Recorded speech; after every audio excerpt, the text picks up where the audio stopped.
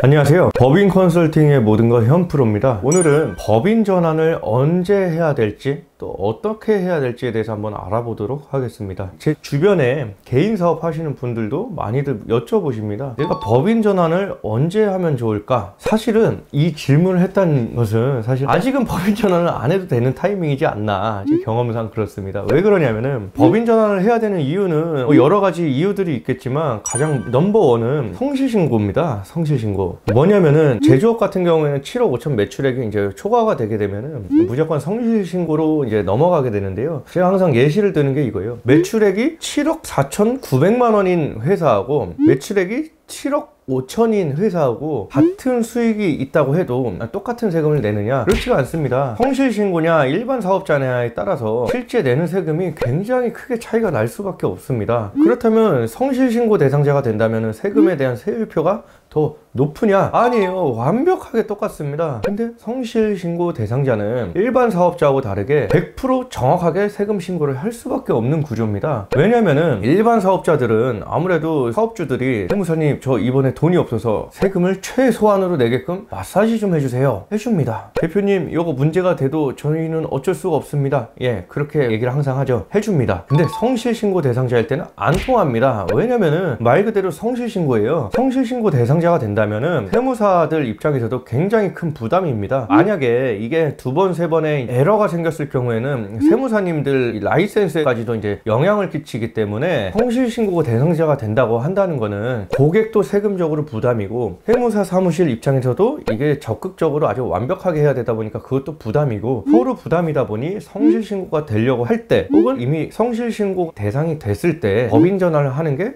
대부분이라고 저는 생각을 합니다. 그런데 문제는 이런저런 이유로 성실신고가 됐음에도 불구하고 매출액이 제조업 기준으로 7억 5천이 아니고 한 10억, 20억, 30억이 됐음에도 불구하고 여러 가지 각종 사연들 때문에 법인 전환을 못하는 경우들이 있습니다. 뭐 어쩔 수 없는 부분이죠. 분명히 그런 케이스들은 대표 오너께서 성실신고 대상자임에도 불구하고 그에 대한 정당한 세금을 내면서까지도 어쩔 수 없는 부분이 있기 때문에 그런 거니까 그 부분은 어쩔 수 없습니다. 다만 가능하다면은 법인 전환을 아주 좋은 타이밍에 좀 하셨으면 좋겠습니다. 왜냐면은 사실은 이게 합법적인 얘기가 아닐 수도 있겠지만 일반 사업자하고 성실신고 대상자는 아까 말씀드렸듯이 세금적인 차이가 많이 날 수밖에 없더라고요. 실효세율이. 왜냐면은 마사지를 할 수 있느냐, 고정을 할 수 있느냐 없느냐 이 차이가 있다 보니까, 그래서 가능하면은 성실신고가 대상이 되기 전에 미리미리 법인 전환하는 거를 미리 안내를 해드리는 편입니다. 근데 간혹 그런 얘기를 하시는 분들이 있어요. 우리가 지금 매출액이 한 7억 정도 되는데 7억 5천 딱 되려고 할 때 법인 전환을 하겠다고요?